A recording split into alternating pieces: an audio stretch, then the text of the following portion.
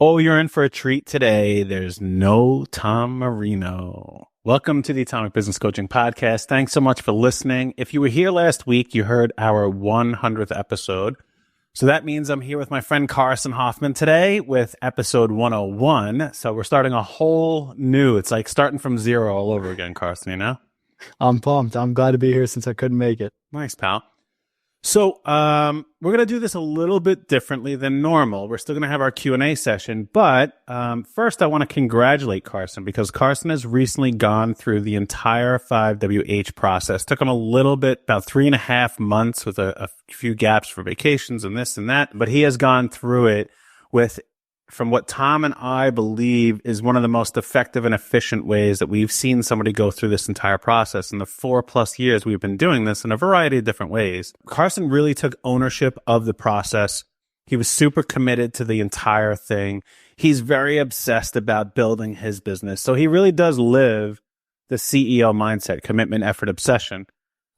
So let's just start there, Carson. So how do you feel now that you've gone through the entire program? I mean, I've said it in the sessions that we've had, but the biggest thing for me is just like the clarity and knowing, yes, more about my business, but also I think more about me as like a person. And I think that's a credit to you and Tom both. I know we do a lot of that stuff working with Tom and kind of figuring things out about like ourselves on the business side. But it's been huge just to learn more about myself and the business as well. So I'd say clarity is probably the biggest one. That's interesting that you say clarity about yourself because it's one of the byproducts of what we do that most people don't come into this for, right? They're usually like, hey, I want to be able to prospect better, sell better, make more money, build my business. But what Tom and I have always believed is that in order to have a really great business, you have to be a really great business owner. And that doesn't mean that you're a good leader. While that's very helpful, doesn't mean you're a very high revenue generator. While that's helpful, what it means is you truly are following your purpose in whatever it is that you're doing.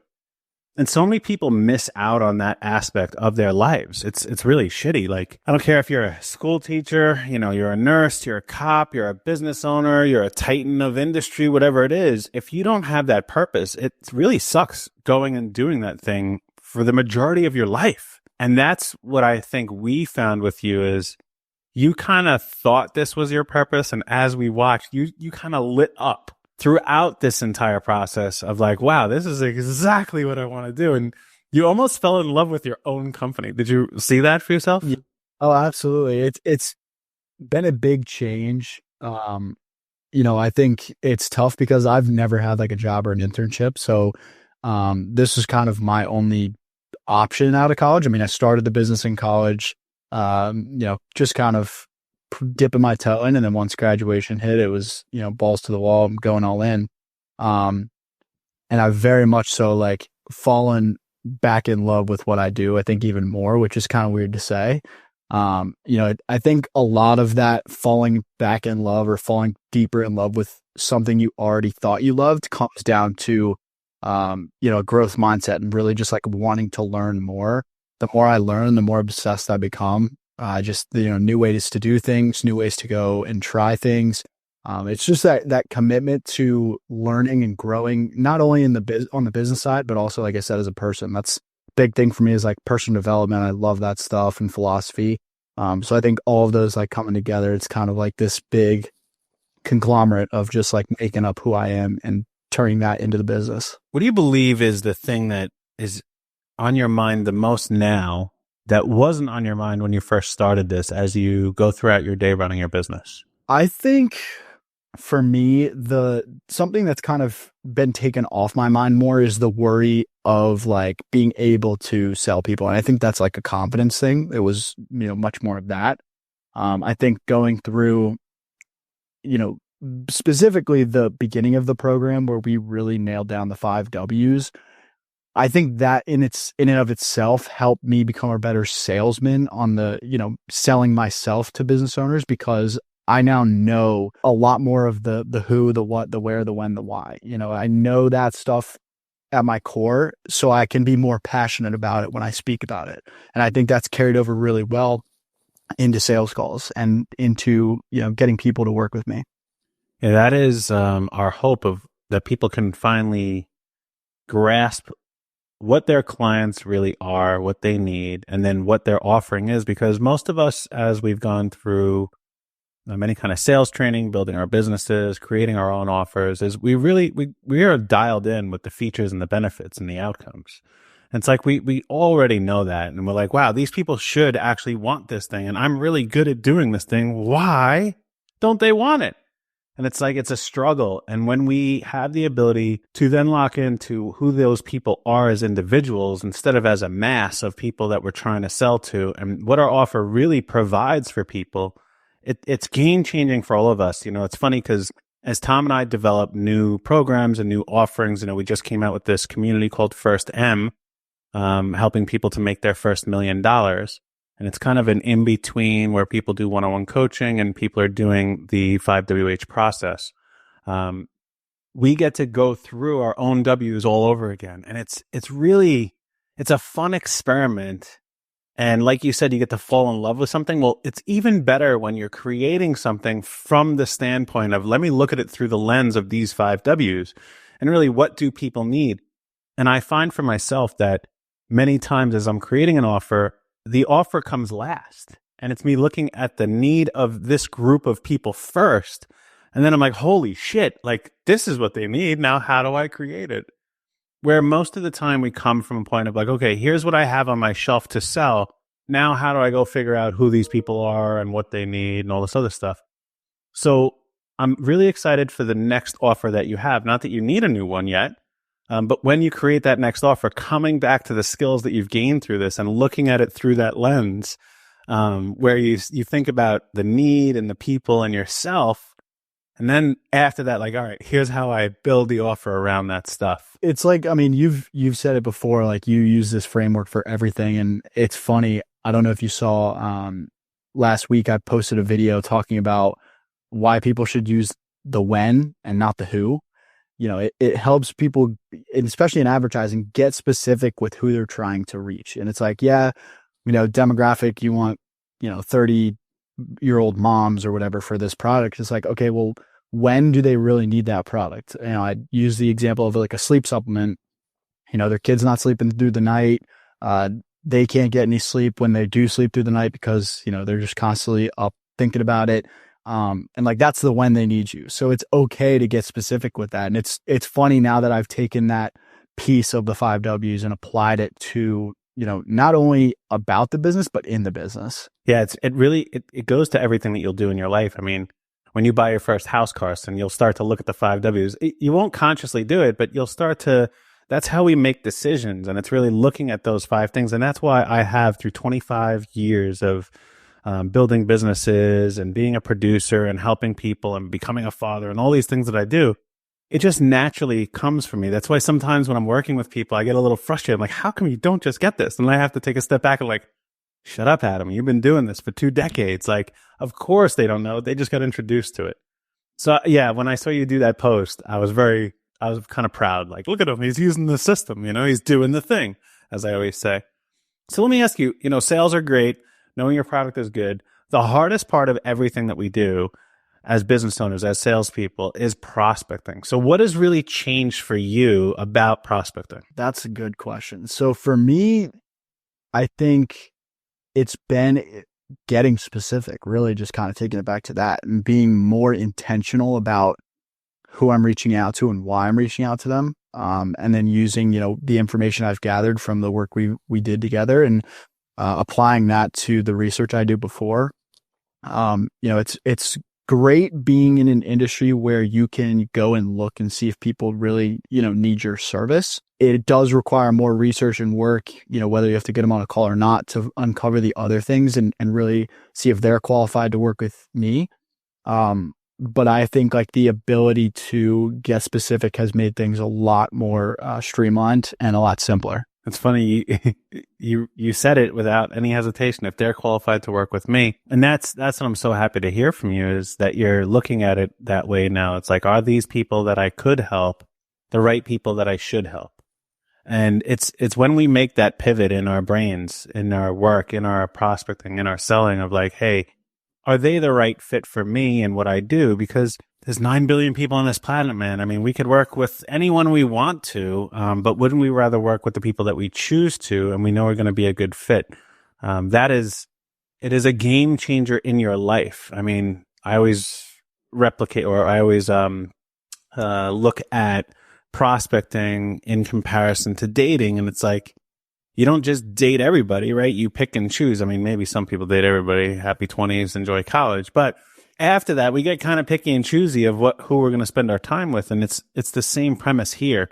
And once we have that ability to know what we like and know what we dislike and understand what skill sets we have and how we can apply those to certain people, it really opens up more doors. It starts to limit who you can work with, but it opens up the door to those people wide. And it's like, wow, you almost see it without having to look for it. Would you agree with that? 100%. I want to kind of touch on this as well because one of my favorite books of all time is called Blink by Malcolm Gladwell. And it talks about how the subconscious mind makes all these decisions and, it needs information to make those decisions. And once you kind of go through the 5 W's and that information is in your brain, you start to make these decisions and realize things without even knowing it and realize like, oh, like this person would be good or not good to work with me. And it's just reps, it's just more reps each time you do it. So it's one of those things where, the more you do it, the easier it becomes and the simpler things kind of get for your business. Well, and you said a word there that I usually don't allow anybody to use, which is easier. Yep. But here's the graduation gift, if you haven't already gotten what we sent you. But here's the graduation gift, is that from here on out, it actually does get easier now. Okay, and how much while we're going through our course that I don't allow people to use the word easy because business and life are simple. They're just not easy. But what happens is now you've simplified it. And when you simplify it, it actually does become easy because now it is what you said. It's just going through those repetitions and without being bored. And the way you can avoid the monotony in life, in business, in prospecting, in sales is by looking into the specifics of those people. The beauty is in all those little tiny details that we get to explore. Yes, we're still selling the same product, the same service. We're going through a very similar pitch. We're solving very similar problems. But when we start to look at the little idiosyncrasies of every person and the flaws that they have, and that's what makes things special, right? Those imperfections is what makes things really unique. Otherwise, it would all be the same thing and you'd be bored. And we're not here to work on a manufacturing line, right? We're here to enjoy the process of what we're doing. Unfortunately, in order to get to that point, you have to go through some hell. And you really have spent, the last 3+ months going through that hell without bitching, without moaning. I credit that a lot to your upbringing from your family military background, your college sports playing lacrosse, and then just your true grit and determination to do this thing no matter what gets in your way. I've just noticed that and recognized that about everything that you do, even when you talked about your fitness and other aspects of it. I really see that in you. So let's go to the last piece, and then I'm going to go back to you to our normal Q&A. So what about the sales? Because that's really phase 3. We go through the sales. So what would you say the difference is from where you were before this program to where you are now? I'm kind of going to bring it back again to like the 5 W's. It gives you those cues, and now I get to pick up on those things. And it's less of me talking and more of me asking questions and just listening. I think before I did a better job of not talking as much and kind of just spewing vomit out my mouth. But now I think the recognition is there, 1, and 2, asking the right questions, like having this kind of framework where I know what questions I need to ask, what I need to figure out in order to qualify them to work with me. And something else I want to touch on real quick is like the mindset of, qualifying someone to work with you has been another game changer for me because I think it gives you the power to say no. And I actually was just listening to a podcast about like the power of no. And it's one of those things where, when you're early on in your career and you need the experience, you have to say yes. Most of the time you just try to say yes so you can get that experience onto you. But when you get to a certain point, it's like, okay, now I need to see who's right for me. And the beauty of business is there's thousands and thousands of other ad agencies out there in America, but not every company is fit to work with every single one. And I think that's a very powerful thing that you get to take into control when you frame it that way. And that kind of has been another big thing in the sales part is like, okay, are we a good fit to work together as opposed to the 88 other thousand agencies in the US?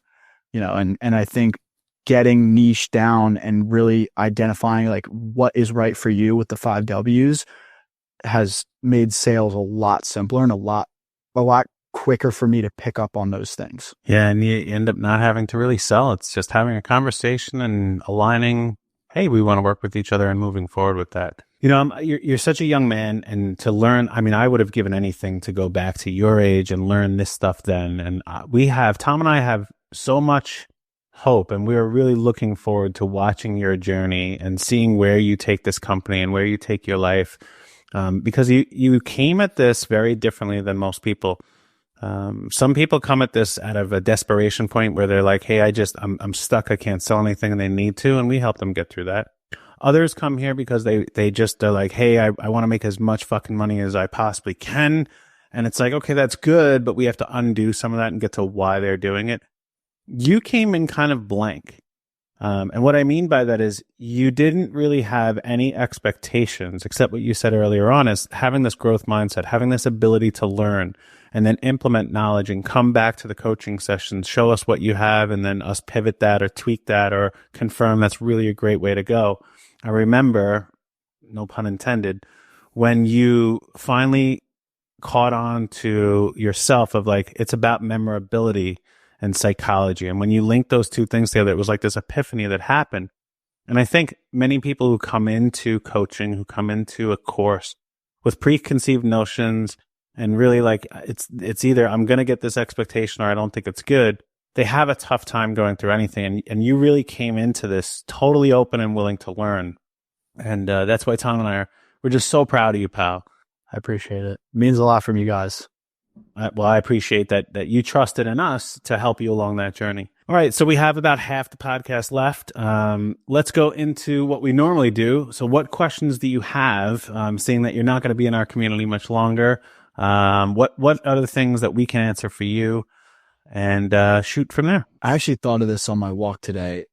If you were to go back and tell yourself one thing before you started your business when the fear was at its height, like you weren't ready to pull the trigger yet, what would that one thing be? I think I would want to let myself know that retirement is bullshit. And what I mean by that is this notion of you do all these things to build up this wealth so you can live this life one day is a crock of shit. I've watched and helped so many people get to that point, and their lives actually aren't as good as when they were working. Now, for some, they are better, but they waited their entire lives to get to that point. And I have to say it was about 5 years ago when I realized, like, I already get to live the retirement life. Like, I do whatever I want every single day. I don't want for money. I don't want for things. And I don't drive Ferraris, and I don't live in a 20,000 square foot home. While I have really nice stuff, I have the nice stuff that I want and is right for me and my family. But you can literally have that life that you're dreaming of today. And I always had this like grind it out, put the work in, learn the stuff, save the money, build the business. And one day I'll get to do this thing. And like I said, about 5 years ago, it just clicked and I'm like, wait a minute. I'm living what I always thought I wanted to do. And it wasn't about the money. While I'm very blessed with that, it was more about the freedom of decision making throughout my day, the freedom to be a father, the freedom to be able to pick and choose who I work with, the freedom to decide to do stuff or not do stuff. That freedom is what most people are actually striving for in retirement. And you don't have to wait until a certain age or a certain dollar amount in your bank account to have that. You get to do that today. And when you do it, there is no end. Meaning, like, people ask me, Adam, when are you going to retire? And I say at 97. I'm like, what? And I said, because that's the day I've decided I'm going to die. Like, I'm doing what I want to do forever. And when you have the ability to say, all right, if I choose what I want to do forever now and actually do that and enjoy my life and understand that what I do forever now might be different a year from now, that's okay. So that would be the number one thing I would go back and tell young Adam, like, hey, pal, you're never going to retire. I 100% love that answer because so my grandfather passed away a couple of years ago. He legitimately, so he started his own engineering firm in Atlanta and worked until he was, I think probably until he got diagnosed with ALS. And even then he like was, while he was still able to function, still going in the office, still doing work, like had already sold the company and made the money. And like, that's kind of how I envision the rest of what I want to do going is like, you know, I'm the same way. I want to work until I drop. And it's not for any other reason other than just like, I've realized like I love to do what I love to do, you know, and while money is awesome and all well and great, I think you said it best when like the freedom is the best part of it. And I think in a lot of entrepreneurs' mindsets, that is ultimately what makes it so great is you get to decide every aspect of your life. Like you're not at the mercy of, you know, a boss or even really like markets or salaries or, you know, whatever it might be. You're at the mercy of your own will. So it's a beautiful thing to just, it's scary because it's like, it's all up to you, but it's a beautiful thing to realize like your life's in your hands, it's not in anybody else's. And when you give that gift to yourself, because that's the only way it can happen, you have to give that, you have to accept that, wow, this is my choice. I am in determination of what I do next. That is a game changer in anything that you do. I don't care if you are a 9 to 5 or another corporate job and you're waiting for 30 years to retire and get that pension. You still get to choose how you do those things. It's really a wonderful gift that you can give to yourself. And, you know, you mentioned about that freedom again, and that it really is it. Most people have this illusion of freedom. They don't really have a meaning of what their freedom is because it may be different for me as it is for you, whoever's listening. It's okay. That's why it's freedom. The unique thing is what you do in advertising. I feel that because you're so mature and you're so in tune with who you are and what you're doing now, that freedom is what makes advertising so special. You know, when you see someone really take that risk that was right for their brand, was right for their product, was right for their service, and it becomes memorable instead of being stuck of like, I have to do this because society says it. And it's those people that you know instantly. It's like, you're kind of mailing it in because I get it. You're worried what may happen if you open that up. So not only do you get to do that in your life and for your business, but it must be incredible knowing that you're going to be doing that for all of your clients going forward too. It is. It's definitely one of those things where you kind of look at a situation and you know what the goal is to make memorable ads. But I think taking it a step further, it's like you get to create memories not only for yourself, but for other people. And it's like, that's like the special part is like, I look at ads on the street even before I got into this and, you know, some of them make me laugh and I'm like, oh, that's funny. Like it helps you remember the brand. And I think that's super cool to be a part of, you know, with clients and helping them scale, especially from like the smaller guys who are, you know, really trying to get to that next level. It's super cool to like see that growth and be a part of it. So, like I said, this is our 101st episode. We have some very loyal listeners. And, you know, most of our people are tuning in on Spotify or Apple. A lot of people are going through Audible on Amazon now, YouTube Music, but we've pushed this over to YouTube as well lately, because it's more of a two-way communication. So there are a lot of people that listen to this. So I want you to take this last, 5 minutes here.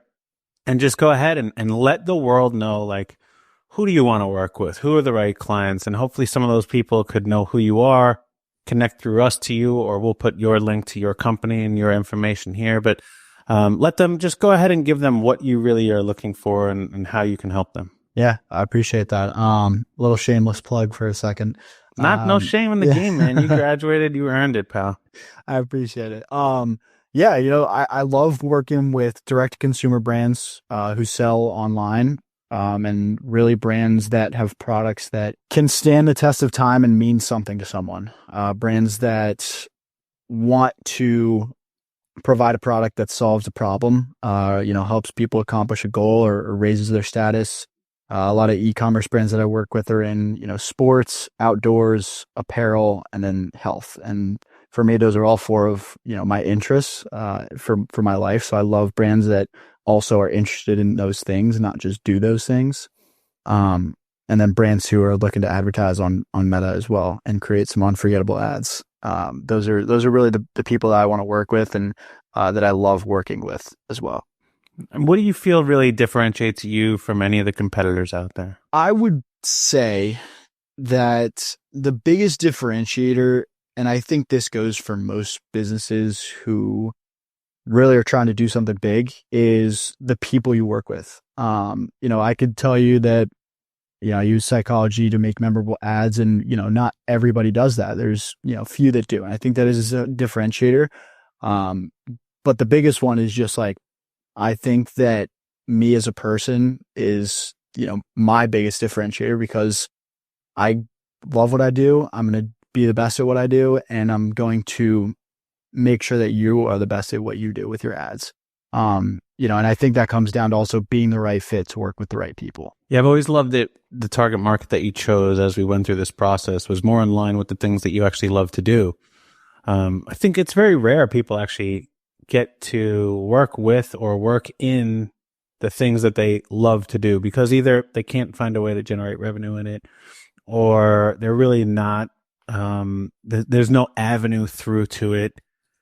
So it's very inspiring that you've taken that route and said, look, I'm going to do these direct to consumer brands, but it's going to be in those spaces of outdoors, of fitness, of health, of all those things that really embody who Carson is and how he became the person that he is. Because I feel it's one thing to be able to align yourself with somebody and connect with them, but it's another when you already are that thing, right? When you actually are, when you live that thing, and then you're going and creating advertising for it, it must be just so rewarding for the output that your clients are getting. So what kind of feedback are you getting from the people you are working with now?